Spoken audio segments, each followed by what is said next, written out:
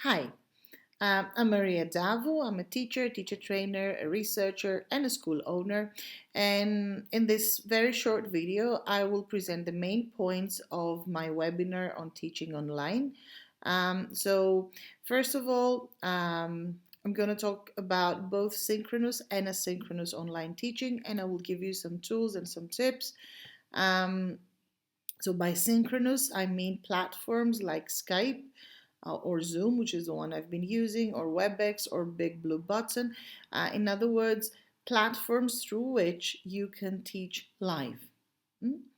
And asynchronous is when you upload on another platform links for your students to complete in their own time or any kind of material they can access in their own time.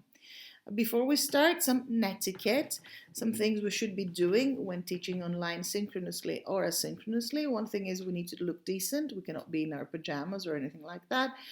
We need a quiet environment around us, and we need to teach our learners that when we teach live synchronously, they need to have quiet around them. And of course, we never ever use capital letters, not just for synchronous or asynchronous teaching, but nowhere on the internet can we use capital letters because it means shouting, unless you want to shout, of course. Now, when you teach synchronously, when you teach live, you can share your screen and project your interactive whiteboard software, your book that you would otherwise project on your whiteboard in a real classroom, and you can present um, any kind of language point you want through the board, the shared whiteboard tool.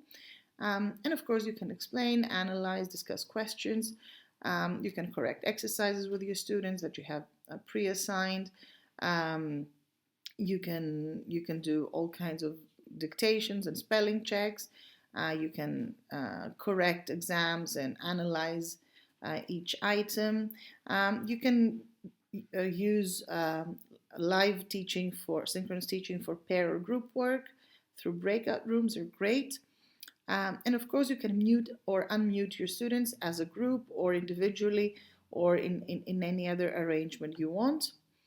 Some great tools for synchronous lessons, other than your actual book, are Film English, one of my favorite sites by Kieran Donaghy, with videos and lesson plans ready for us to use. They're great for, especially for this point in time, because they're also very inspirational, motivational, and they focus on life skills and on empathy and on values and all the things we need to think of right now. Of course, Learn English Kids and Learn English Teens by the British Council has a lot of resources, videos, and games, and explanations, and worksheets. Very interactive. Kahoot Live for synchronous teaching, and Kahoot Challenges for asynchronous ones. Mentimeter that works both ways, and all kinds of quizzes can be used when we teach synchronously or asynchronously. My opinion is that we should not be sending our students Word documents, PDFs, or PowerPoints, um, because this is not user friendly, and we don't want them to download something, then write on it, and then find a way to scan it and send it to us.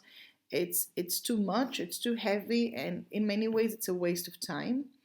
Um, so try to just use links.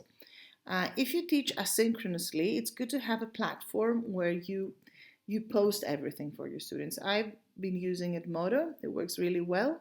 So you can also track their progress there. You can create quizzes, Edmodo quizzes. You can have all your classes organized there, and you can upload material for them to access in their own time. But of course, again, you need some web tools for all the links you will be sending them. Now, in terms of methodology, we need a well structured lesson plan to meet the new needs, a lesson plan that has to be tight. So we need to make sure that we know what the next step is. it has to be shorter. In my experience, an hour and a half of real life teaching time is almost equal to 35 to 40 minutes of online teaching. And of course, we need variety like we need in real life teaching.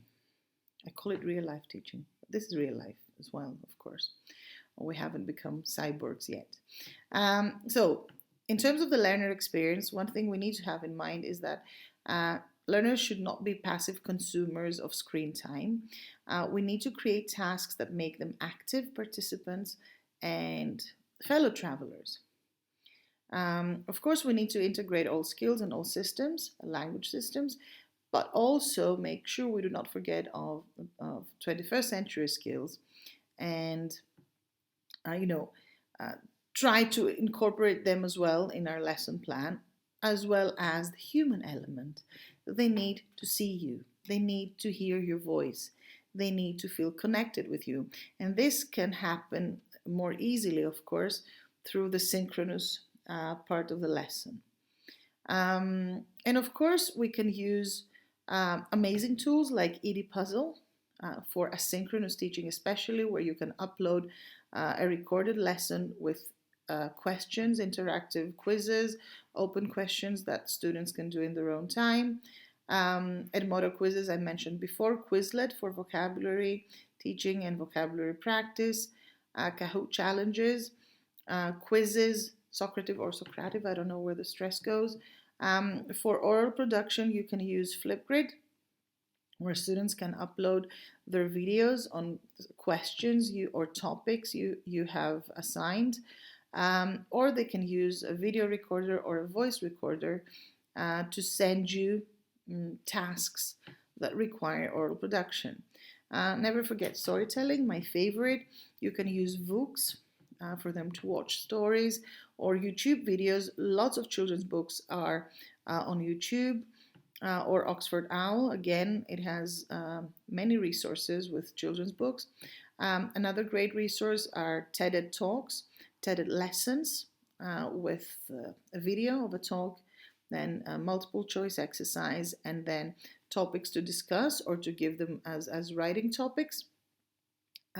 Some tips when you record yourself or your screen with your voice, or when you teach synchronously, we need to speak clearly, make pauses, be as natural as possible.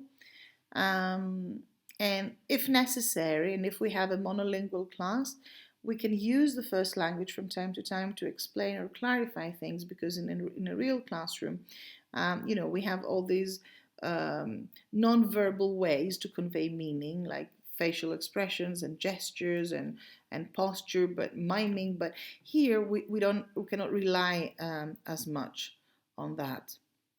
Now, it is important to keep it as interactive as possible, as I said, through different links that we can upload. Make it rich, make it varied.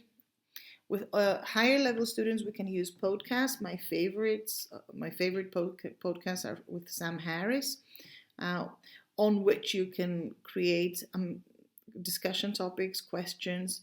For writing purposes, Paperator can help, where students can submit the written work and get it back instantly with corrections and points to consider, and then they can rewrite it and send it to you.